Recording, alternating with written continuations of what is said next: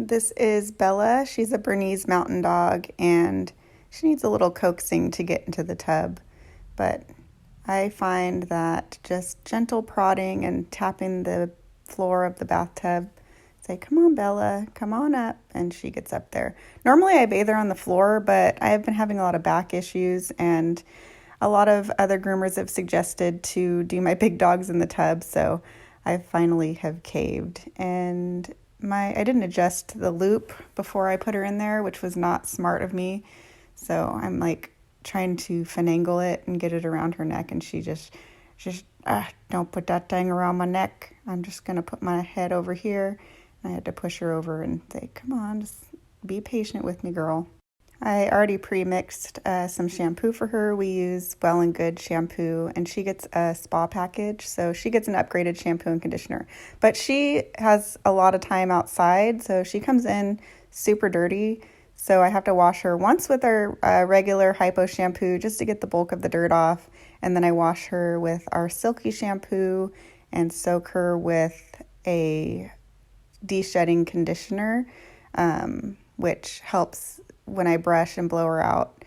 We'll get a lot more of the hair out a lot quicker, and it comes out a lot easier, so makes brushing less intense. I always close their ears up so she doesn't get water in her ears. I'm kind of already running out of things to say.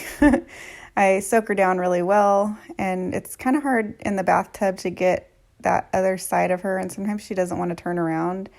I stand on the little stairs and try to get under there as much as I can. Once I've got her pre-soaked, I use our deep clean shampoo, which is tearless because it's super diluted. It's just 50-1, so it doesn't irritate their eyes.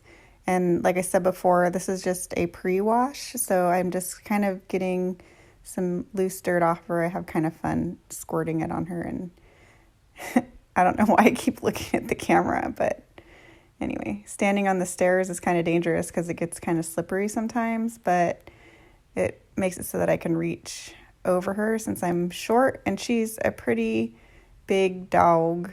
So I get her turned around so it's easier for me to get that other side of her because she was like pressing herself against the wall.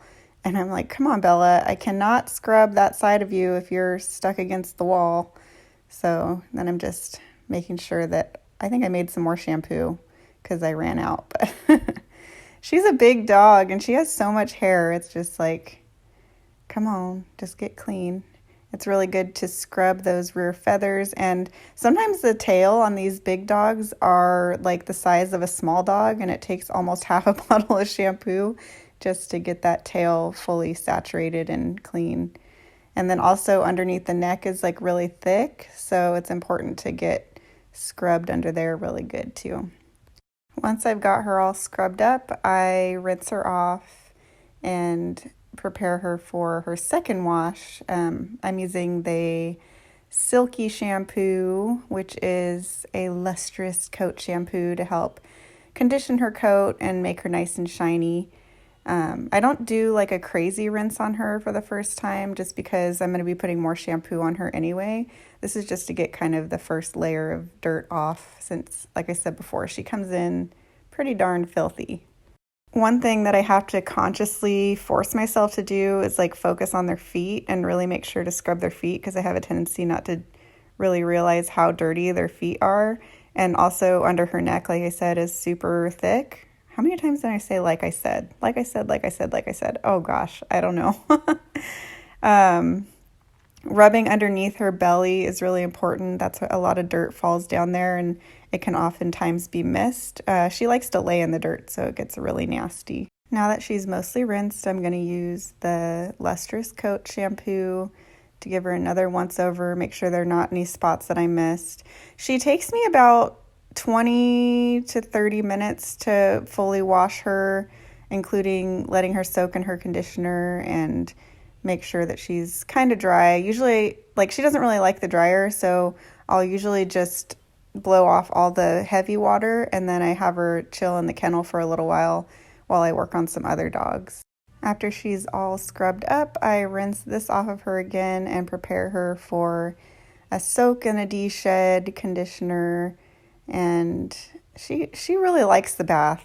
She says I'm a big girl and it's hard for my mom to wash me at home because I'm so big, and my mom she's not as young as she used to be. But oh, I have something to tell you. She says, I turned 3 on the 23rd. I'm a 3-year-old Bernese Mountain Dog, and I've been coming here for about 2 years, and I'm a very, very good girl, except for the dryer. I don't really like it. Now I'm getting the Deshed shampoo, or not shampoo, I'm getting the Deshed conditioner to soak her in. And a lot of people want to use a deshedding shampoo and conditioner on their dogs at home, but really I mostly recommend it for when you are getting a professional bath because it is pretty strong, and I don't think that it's good to be using like on a regular basis. But in a professional setting, it really makes the brushing a lot easier and the blowout a lot easier. But at home, I always recommend using a very gentle shampoo, like something that's hypoallergenic or something that is made with like all natural ingredients, just because sometimes you can't rinse your dog all the way, and if there's any remnants of the deshedding shampoo on it, can cause some skin irritation. So Earth Bath is my favorite not over the counter, but organic / gentle shampoo to recommend.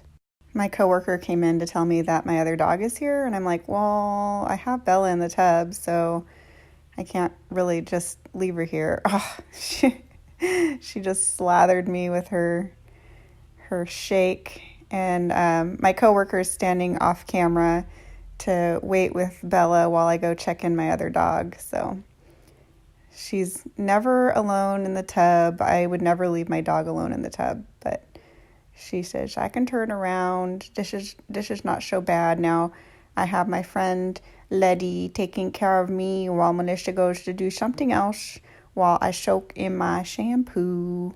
Now I'm back and ready to rinse her off. And it's really important to get all of this rinsed thoroughly because, like I said before, oh gosh, that's going to be like my new thing. Like I said before, like I said. Gosh, I already said it, so why do I have to say it again? Well, just make sure your dog is completely rinsed. It's really important. You don't want to leave conditioner or anything. Really get in there with your hands and just scrub it in. Make sure that you get behind the ears and under the neck. And remember, all the soap and everything falls down to the belly. So it's really important to make sure you rub the belly and get the water under the belly to make sure that nothing's left underneath. Once she's rinsed, I get a clean towel and I wipe down her face and get any little eye boogies off and just towel dry her all over just to get any big water off. I call it big water. It's like the heavy water that kind of like just sticks in with the hair. This will help when I blow dry her. It won't be as watery. Oh my gosh. I need to really rethink my narration here. What is happening? Now I'm going to spray her down with this. I don't know what I was doing. I was like, this is well and good, quick dry spray. I'm not sure if it really helps dry them faster, but I really like the way it smells and it makes them really soft. So I'm like, what the heck? Might as well. Just squirt her down, and then I will go get a Happy Hoodie, which is a protection tool to put over the dog's ears. This helps her because she's really sensitive for the blow dryer. So it's just this little like tubal sock type thing that you put over their head. And she says, what? Oh, why are you doing this to me? Stuffing in her ears. She says, okay, now I'm a little babushka. And she's so cute. She says, okay, I know what this means. This means it's time to get the blow dryer. Now, watch how much hair gets stuck to the wall. It's so crazy. Like, this is just all the hair blowing off and around. All that other hair is probably from other dogs, but she blows a lot of coat. And that's why we do the deshedding conditioner on her to really help that coat fall out nice and easy.